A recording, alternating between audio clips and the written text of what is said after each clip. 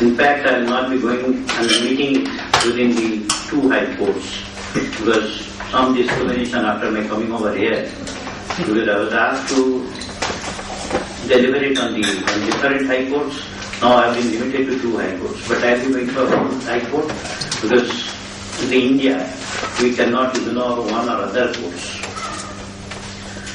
Since morning we are talking of equality and non-discrimination. But I think the main object is the equality. Non-discrimination is one of the tools. Now, discrimination is the ground if inequality is there. In the morning we discussed various facets and the concept of equality in the context of Indian Constitution and Indian society. It is embodied not only in Article 14 but also in Article 15 to 18 of the Constitution of India. This inequality and equality concept was looked into by different courts from different angles. The question was raised in the first half, and that I will be going on, that direct and indirect discrimination. I will be adding to it on the basis of the decisions of different courts that there are protective discriminations which has been dealt with by different high courts, which has been also said as compensatory discrimination. That is in the context of the Indian society. Now if you talk of a caste, in European society, there may be, one may not go for this caste and what is the difference between the one caste and the other caste. But in Indian context, when you talk of the caste, though Article 15 prohibits any discrimination on the basis of the caste, but compensatory or protective discrimination is being made in favor of one caste against the other caste. That is India. That is the uniqueness. There is the blend. So I will be saying it is the negative discrimination and the positive discrimination. I will be categorizing in two aspects.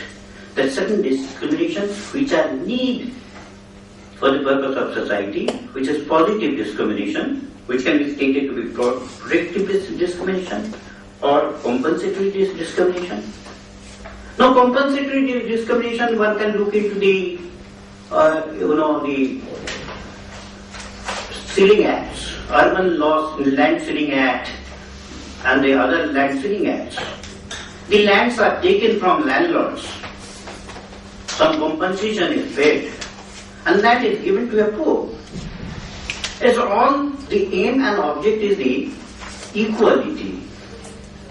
No matter I put, as back as in 1951, noticed in the case of Srimati Champak Kam Durai Rajan, one cannot shut one's eyes to the fact that inequality is a fundamental or basic fact in actual life.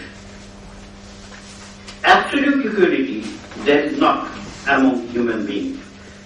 It is a matter of common sense that you cannot treat an adult and a child, a sane man and an idiot or lunatic, a millionaire and a pauper, a convict and an innocent man, a literate and an illiterate person, an engineer and a bricklayer, a qualified physician or a surgeon and a quack, as occupying in the same or equal position in actual life.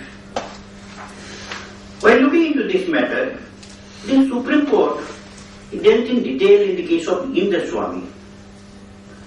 Though it was a matter with regard to the reservation in the services of the state on the basis of class, backward class, which is based on a caste system also. Then the Supreme Court said that court would not only strike down a law on the ground of absence of reasonableness of the classification made by it, but would conversely uphold a law which makes a protective discrimination. So they use the word, the Supreme Court, that a law is to be upheld if there is a protective discrimination. Protective discrimination in favor of the scheduled caste, scheduled tribe is a part of constitutional scheme of social and economic justice to integrate them into the national mainstream so as to establish an integral and social order with equal dignity of persons. So in the protective measures in distribution of state largesse based on industrial policy, when selection of the industrial units is based on a varied and objective consideration and fixation of rate of royalty on objective and a rational criteria, and also is extensive as a state policy. So in the matter of distribution of the state largesse, I was asked a question by a person, that a person who is rich has 70 rupees, a person who is poor has 30 rupees with him. The state has given the largesse to distribute among these persons 100 rupees. So would you distribute 50 rupees, 50 rupees? That will be the equality and non-discrimination. Or you will be giving 30 rupees to the person having 70 rupees and 70 rupees to the person who has 30 rupees to make them equal. This concept of protective discrimination or compensatory discrimination has been looked from different angles in different cases. Such affirmative action, though apparently discriminatory, is calculated to produce equality on a broader basis by eliminating de facto inequalities and placing the weaker section of the community on a footing of equality with more powerful section, so that each member of the community may enjoy equal opportunity of using to the full of his natural endowment. The concept is that two unequals differently according to their inequality is not only permitted but required. So this is even the Supreme Court of India has looked into that. In the case of Krishna Kumar Mishra, Patna High Court was dealing with the matter of reservation in Panchayat, that on the basis of the caste, a reservation can be made in the Panchayat or not. There the court held that the rule of compensatory discrimination has been laid down, and thereby reservation for weaker section is based on compensatory discrimination, which is a valid piece of legislation to bring real equality between the classes of citizens. In the said case, while dealing with the principle of equality, the court held that in the equality in the matter of adult franchise and question raised, that the same will remain intact if the reservation is made in the matter of adult franchise. High Court held that for such a determination, various factors are to be noticed, and certain benefits like a reservation can be granted in favor of weaker section, detriment to the rest of the citizens as settled principle. Just, political and social are enshrined in the preamble of the Constitution of India, and in this case, the Patna High Court further held that to do political justice, it is open to the legislature to give rights and privilege in favor of one or other class of citizens, so that they may determine and control their public policy by sharing power with the rest of the citizens.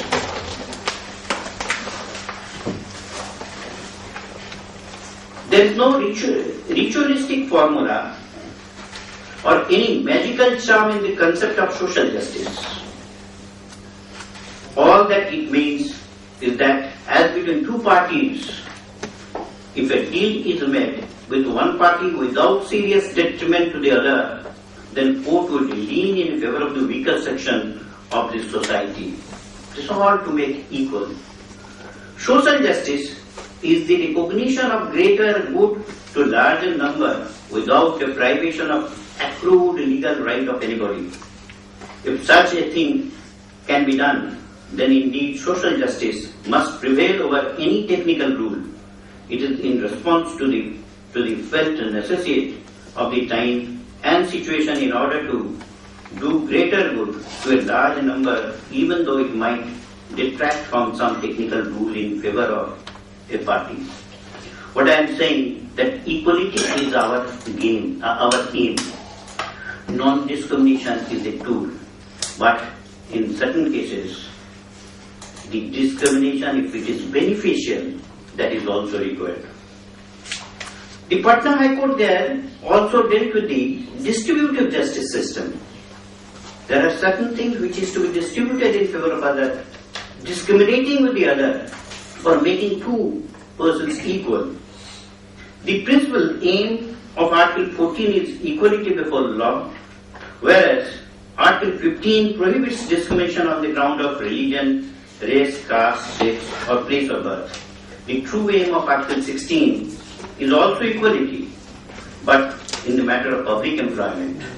To bring equality, the framers of Constitution introduced Article 17, a policy of untouchability. Article 18 prohibits conferment of military or academic distinction and acceptance of title from foreign state except with the consent of the President. Now, Article 15 was dealt with by Madras High Court, and there it held that this article applies not only to the citizens of the country, also to the non-citizens found in the country. That means even with the non-citizens, there cannot be a discrimination on the ground of sex, religion, caste, race. Those prohibition is there. Though Article 14 recognizes a general or constitutional equality among all human beings, some distinction, some classification, some gradation or deterioration, either in legislative practice or day-to-day administration is inevitable. If one has to reconcile constitutional or legal equality with the facts of life and needs of public administration, the whole system of the state taxation, particularly income tax, rests on a classification or differentiation of citizens according to their income and capacity to pay. The insane and feeble-minded persons might be put in a special class or category by themselves. The full bench of the Madras High Court further held that the guarantee of equality before law and equal protection of law given to the citizens by Article 14 of Constitution does not require that absolutely the same rules shall apply to all persons, irrespective of difference of circumstances. It merely enacts that equal protection and security of law should be given to all under circumstances and conditions enjoined in their civil rights. The plain meaning of this plain enactment is that the state shall not make distinction between one citizen and another on the ground of his caste, race or religion. The significance of the word only is that other qualification being equal, the race, religion or caste of a citizen should not be a ground of preference or disability. The use of the word any of them in Article 15.1 and Article 29.2 after the word religion, race, caste, etc. shows emphatically that not one of the enumerated grounds, namely race, religion, caste, etc., is a valid ground for admitting or refusing admission to students to educational institutions maintained by the state or with state aid. Now, Calcutta High Court was also dealing with this Article 15.1, the discrimination on the ground of race, etc. They also highlighted the word only. That means if one is discriminated only on the ground of sex. But there can be a discrimination between two persons apart from sex, some other ground also. For example, the appointment of nurses, female nurses. There, apart from the ground of sex, if other qualifications are required, the court held that in that case it cannot be stated to be illegal or irrational. Article 15 of the Constitution, this is the Calcutta High Court in the case of Madam Liu. Article 15 of the Constitution provides inter alia, the state shall not discriminate against any citizen on grounds only of sex. The word only in this article is of great importance and significance which should not be missed. The impugned law must be shown to discriminate because of sex alone. If other factors in addition to sex come into play in making the discriminatory law, then such discrimination does not, in my judgment, come within the provision of the Article 15(1) of the Constitution. Equality of sex as embodied in the constitutional guarantee of Article 15(1) of the Constitution deserve only this limit, that sex by itself alone will not be the ground of discrimination by state. The court further held that discrimination on the ground of sex alone must mean that one sex is discriminated as against the other. The discrimination is double-edged. The discriminate against one sex is to discriminate in favor of other. But inherent in the very notion of every discrimination is a measure of comparison. The language used in Article 15(1) of the Constitution, discriminate against, should, in my view, be understood in the above line. The Gujarat High Court, while dealing with the equality in the case of Santoshi Education Trust, 1981, Gujarat 85, the division mentioned that equality, guarantee enshrined in Article 14 of the Constitution of India would be infringed if any unreasonable or arbitrary condition is imposed, and if it is insisted upon that unless such an arbitrary requirement is satisfied, the permission to open a school would not be granted. That was a case in which they said that a person having his own house only they will be allowed to have a school. Those who have the rented house, they were not allowed. So that was held to be unconstitutional, because that was an unreasonable and arbitrary condition that was held to be bad. While dealing with all these things, we cannot ignore the social aspect of Indian society. I remember of a doctor. The doctor was asking, Justice Mukhopadhyay, have you seen amongst the male that more spectacle is there? But amongst the female in India, you won't find such number of persons having the spectacles. Why this difference? I was asking that. I don't know why this difference, why the male has the spectacles, more male has spectacles than the woman. Listen, in Indian society, the ladies, the female discriminate them against themselves. They discriminate. The wife will not take milk prior to the milk is taken by the husband or the son. The daughter will not take milk prior to the milk is taken by the brother or the father. This discrimination, what happens, that protein item is taken by the men, and they leave all the vegetables. And the female, in their turn, they go for the vegetables because less protein is there. The effect is, in the eye, female are getting the vegetables, green vegetables, so you don't find such number of specks. But in the male, the vegetable intake is less, and therefore I do not know. But this was how discrimination in the society, Indian society, in each family, if such type of discrimination is made, I think this is one of the things which, as a judge, we must notice that how we can remove this discrimination in our society. Everything cannot be removed by writing a judgment. This is my experience. Something is to be also performed by us in our house, society, apart from the colloquium. Now, Asia Foundation and Construction Limited case, the division bench of the High Court observed, it is axiomatic to say that Article 14 strikes at the arbitrariness in the state action, and fairness and equality of treatment is implicit in the rule of law. The rule postulates that the state action must not be arbitrary and founded on some rational and irrelevant principle, which should not be discriminating.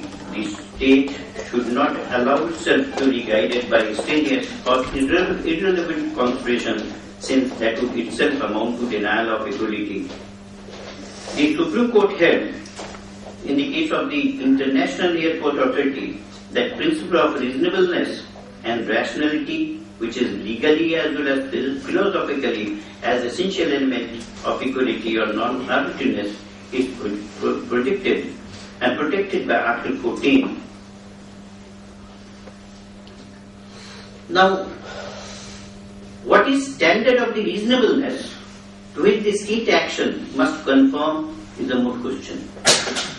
The principle that state must exercise its power reasonableness has to be reconciled with no less an important doctrine than that of the court must not obstruct the discretion invested in the public authority. The public authority invested with the discretion to take this decision has genuinely free discretion within the bounds of the legal reasonableness.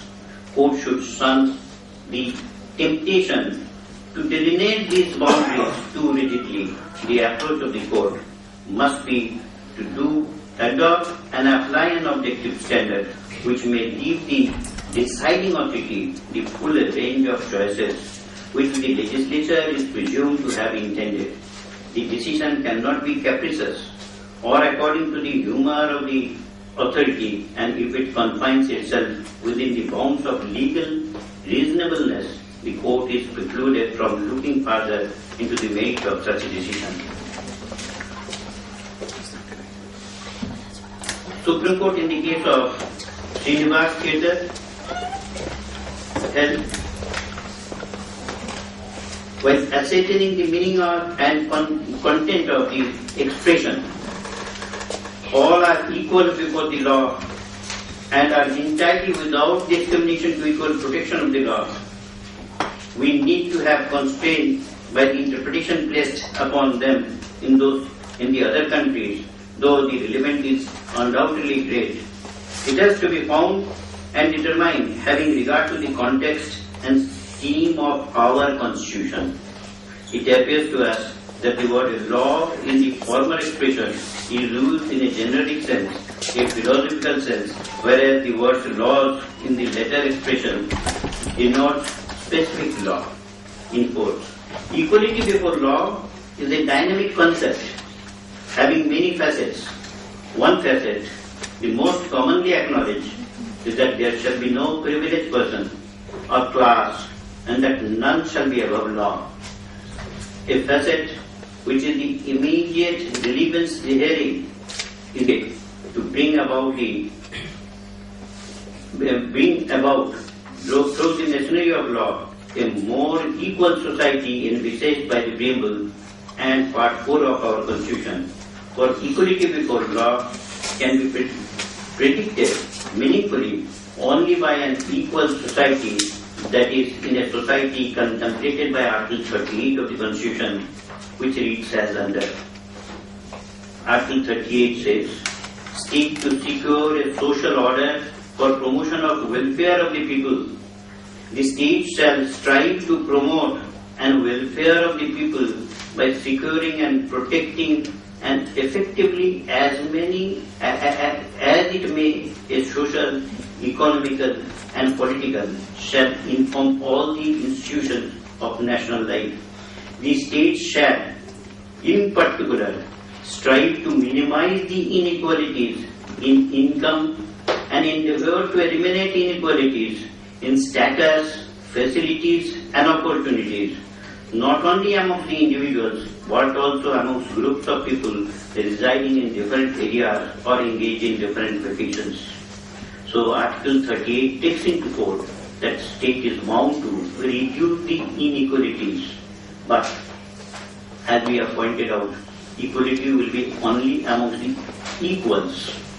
There cannot be equality amongst two unequals, which otherwise will be in violation of Article 14, which will be arbitrary.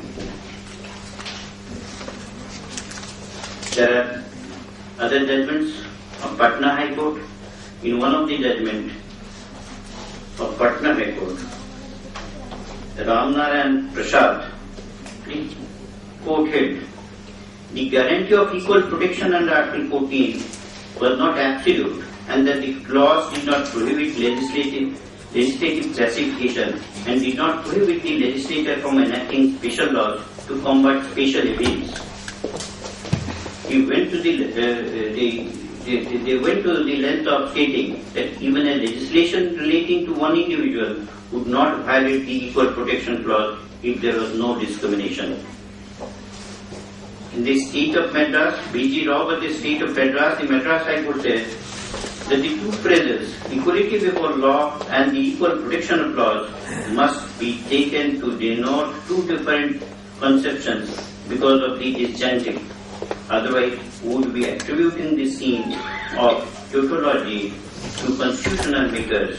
These two phrases appears to have been taken from constitutional doctrine of two countries, Britain and United States.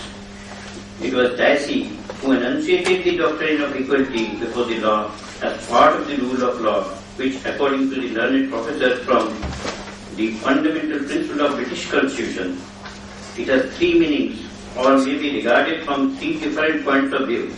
It means, in the first place, the supremacy of regular law of the land as opposed to arbitrary power. A man may be punished for breach of law, but he can be punished for nothing else. It means again equality before law or equal subjection of all clauses to the ordinary law of the land administered by the ordinary law. The rule of law, in this sense, excludes the idea of any exemption of official or others from duty of obedience to the law, which governs other citizens or from the jurisdiction of the ordinary tribunal. This aspect of the rule has been understood to imply that no one, however well placed or powerful he be otherwise, is above the law. The concept of equal protection of the law has been summarized as undoubtedly it comes from the 14th Amendment of the United States Constitution. Ordinarily, one should expect, therefore, a great deal of light to be thrown on the meaning of the phrase by the decision of the Supreme Court of the United States. Unfortunately, however, this phrase occurs along with another phrase, due process of law, and pronouncing on validity of the state laws.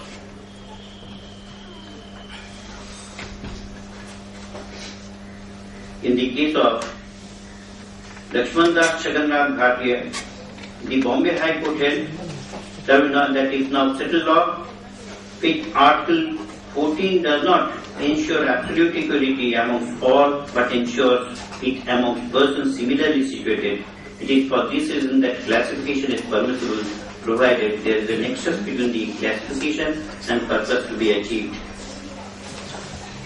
I do not want to add many other judgments are there on the same line, same issue, but I think the thin distinction which is to be taken between the discrimination as we understand in the country like India, where different color, different race, different language, different religion and other things are performed, and there for the purpose of equality, I think much of the decisions have been given in the beginning of 50s and 60s by different high courts, which has been also taken to fold and consideration, and finally when the judgment has been delivered by the Supreme Court. Thank you very much for giving this opportunity.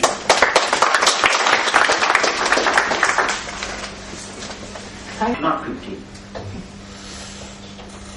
I think one of the illustration will be when...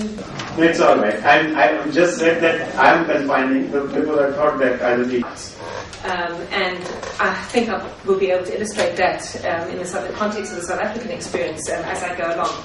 Perhaps it would be useful for us all just to get a bit of a sense of how we're going to work our time, because it's 4:10 now, and I think we're due to finish at 6. I was scheduled to have half an hour. I'm happy to reduce that, but I think it would be useful if we could all get a bit of a sense of where we're going time-wise. Yeah.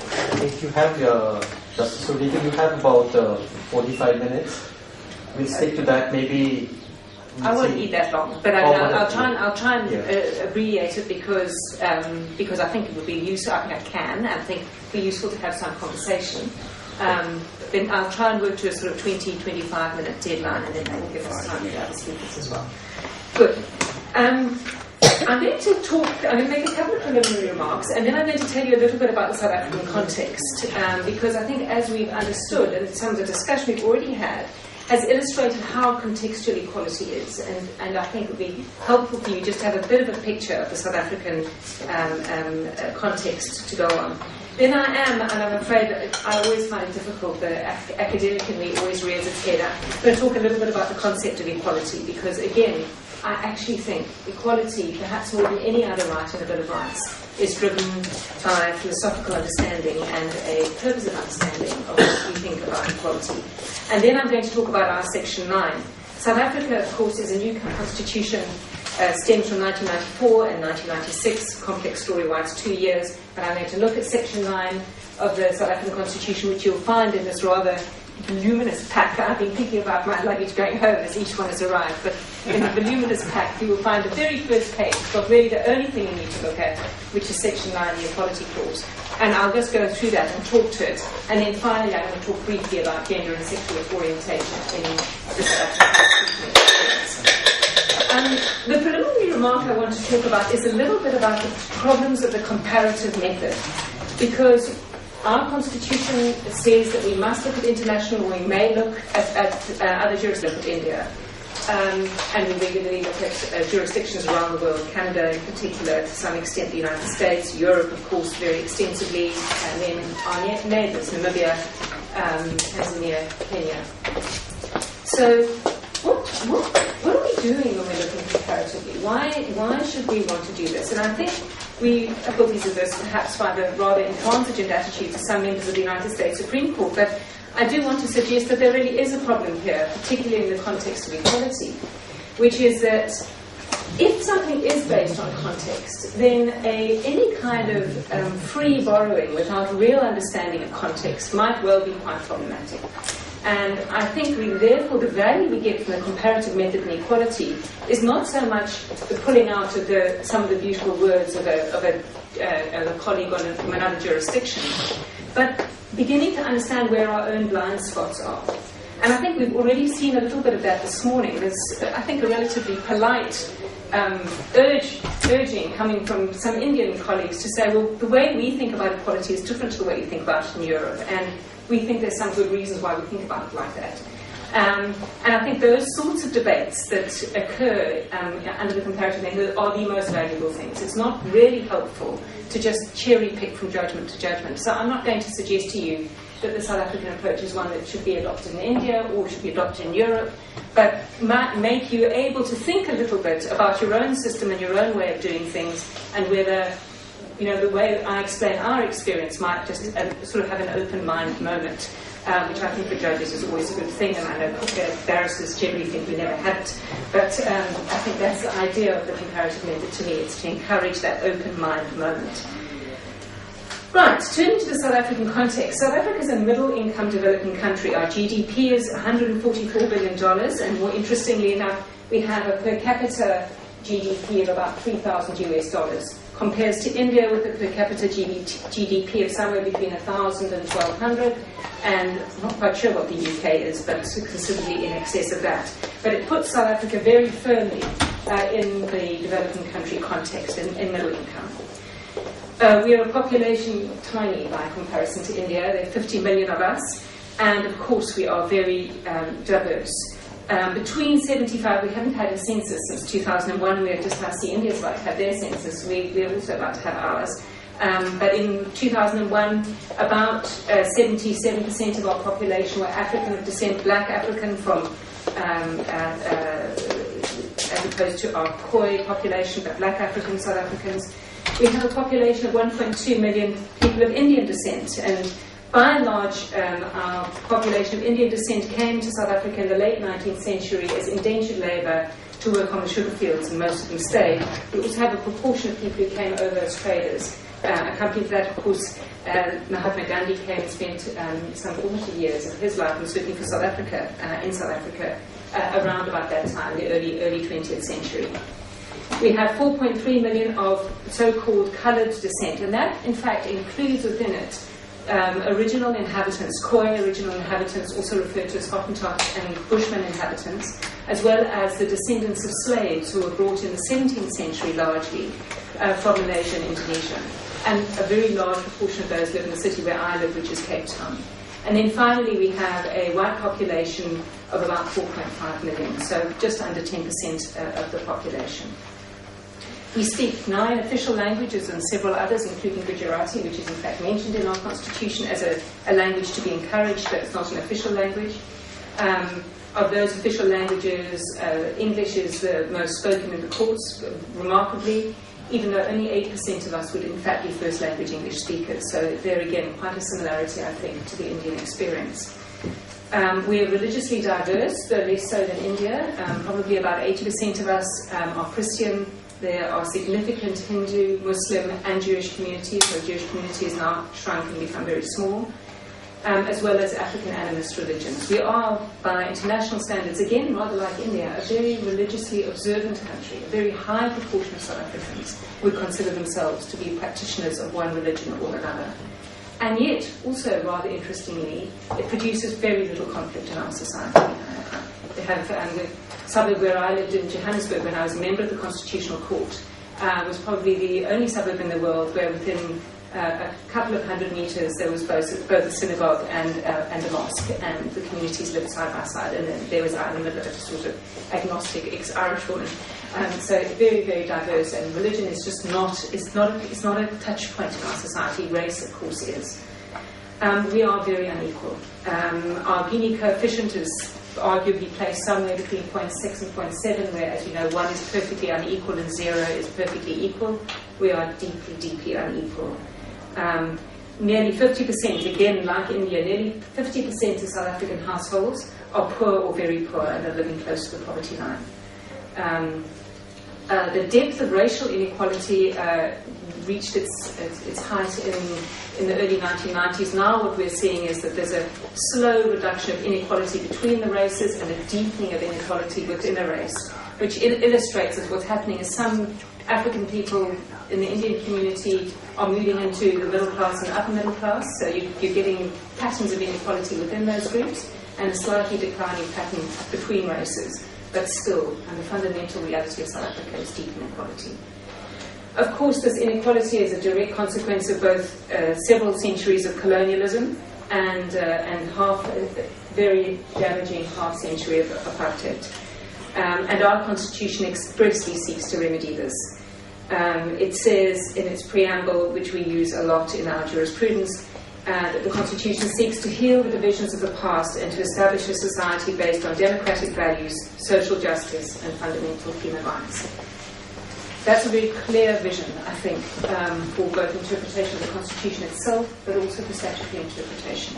And a little bit, as Judge Sickley was saying, we use that a lot in our method of statutory interpretation.